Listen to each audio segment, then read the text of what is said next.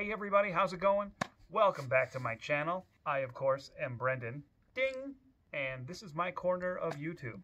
Today, for this episode of Pepper Fun, I want to transplant a plant that needs to get into a bigger pot, and I want to show you guys the way that I do it. Everybody has their own way, I'm sure, or maybe you don't and you want to try this method. A lot of people are afraid of transplants because of what's called transplant shock. They don't want to damage the roots. They don't want to damage anything. Completely understandable. I haven't experienced transplant shock since probably 2013. I just makes sense the way this makes sense to me. So I'll just put it that way. What I have here is I have an annuum called Grandma Perry's. I told about it last week. For those of you who didn't see last week's or are new here, thank you for coming. Last year I bought some seedlings off a guy from Craigslist, and his grandma, he never told me her name, grow these peppers in Italy, and she brought the peppers over in the 1920s and has been growing them ever since. And then she passed on, and he's been growing them ever since. So he's doing, hundreds of plants of this sweet Italian pepper. And his last name was Perry, and he's like, I just call them Grandma Perry's. I have a real soft spot in my heart for Italian peppers. I think they have a particularly great sweetness. Jimmy Nardello is one of the best peppers I've ever had in my life. And so I thought, why not grow it again this year? But this is the plant I'm going to work with. As you can see, that's my fault because I haven't had enough fan on it. But also, if you take a look, and my lovely wife who's filming this will help me show you, you can actually see on the stem here, these little bumps and nodes down here. These are, they're not roots yet, obviously. They could be roots if they were buried deeper, so I'm going to take advantage of that. When I transplant my pepper plants, I always bury them really deep. It just, for this perfect example, because it will give you more roots equals stronger plant. So that's what we're going to do today. These bottom two leaves here, which I talked about last week, these are what's called the cotyledons. Cotyledons are when your pepper plant, or a lot of plants actually, but I'm exclusively pepper. When your plant pops up, it's going to have two leaves. Those two leaves are the cotyledons, which are still here. They pack enough nutrients to feed the plant for the first, give or take, a month or so. Depends on whatever. And so you don't need to fertilize for a while because they do the job. Obviously, a plant this big, you can fertilize. So when I transplant this, I'm actually going to remove these. A lot of people will top and cut leaves off and things like that. The reason I'm cutting these off is the exact same reason people top. It redirects the energy so you get different growth. If the plant is not spending energy on these, which it doesn't need to anyway, then why have them? So the first thing I'm going to do is take those off. So the cotyledons are off. Now what I want to do is, this is the pot I'm going to use. A lot of people say you don't need to do multiple transfers because obviously this isn't going to be the final pot for the season, but I don't mind. I just need to get it out of here, and I can't put it in this big pot yet. We don't have the right weather. I have here some soil and some compost.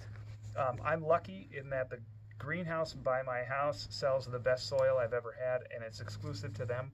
It's called Takadale, and they have their own compost, and this stuff is just pure gold to me. So what I'm going to do, since I know I'm burying it to about here, set it up next to here, get an eyeball for how much soil I'm going to put on the bottom first. But what I like to do at the bottom is you never need to pack your soil down, because if you pack your soil, then the roots, it's like hitting a wall for them. So you want it to be loose. But I like to give the first little soil a little bit of a pat, just so it, it doesn't go anywhere. And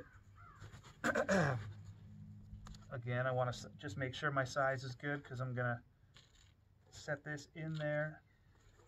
All right, so I got my soil level where I need it, which is right about here. I'm gonna pop this guy out.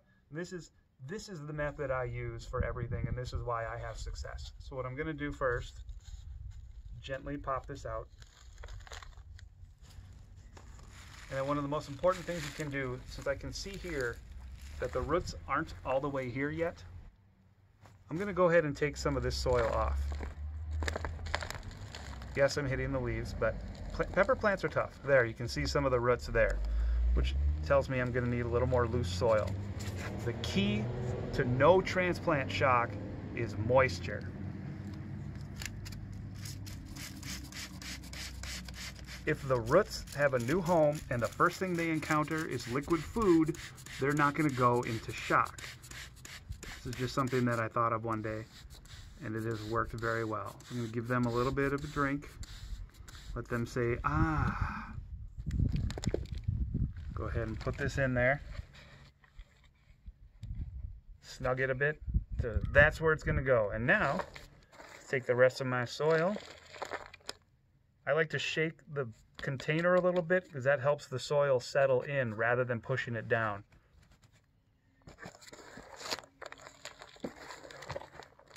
I don't think I grabbed enough soil, but that is not important because there's more soil in the bags of soil.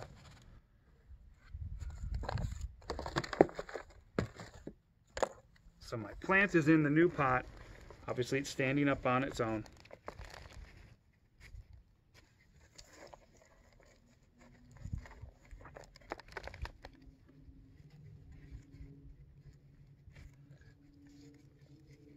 That was a very gentle push. Again, I'm not pushing very hard because you want the roots to be able to extend out.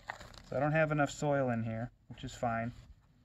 When all this is said and done, I'm going to have soil up to about that node. It's not buried as deep as I said it was going to be, but that's okay because all the roots that were exposed are buried. This guy is more stable now already. I'm going to put this in here. And then because the roots on the side didn't get a drink, I like to add water on the sides specifically, but not the top. Goal is to have your roots grow down for water to make a stronger plant. Now the bottom roots have water, the side roots have water. I'm going to add some more soil in a minute after I'm done filming or being filmed. My apologies. And so that's how I transplant a pepper plant. Because of its size at this point, if I were to have little flower buds on here, I would take them off for maybe another week. It's getting kind of late in the season. When a plant gets root bound, it feels like it's not going to grow anymore. And with pepper plants, all they want to do is reproduce. Pepper plants just want more pepper plants, just want more pepper plants. And so when it is given the signal that it has nowhere to grow, it says to itself, I better make fruit because I need to make more of myself.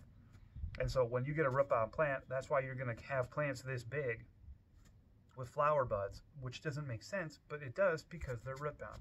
But I could go on and on. If you have any questions, of course, please ask in the comments down below. I'm back on the channel to help you and help me and share and all the pepper goodness and whatever else it is I end up talking about. In a nutshell, that's how I transplant pepper plants. Thank you for being here with me today. Thank you for my lovely wife filming for me so I could have a little bit of a free time. It definitely went faster because of that. I'm going to go ahead and finish off this soil. I don't need to give it any more water. Like I said, the water below is taken care of. The water here is taken care of. It's going to have a good drink for a few days. Top the soil off. This guy's ready to go. I'll transplant it one more time into its final home probably in a month, and you'll be here for that. So thanks for being here. I really appreciate all of you watching this with me and being here with me. So like I always say, inspire to perspire. And I hope you have a lovely however long it is until I see you next. Take it easy.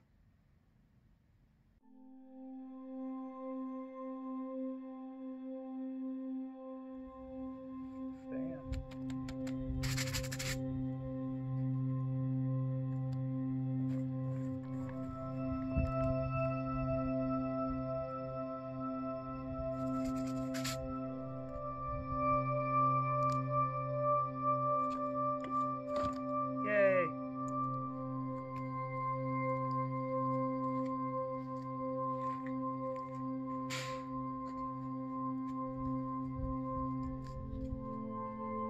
It's not your phone. B-roll. Everybody needs some B-roll.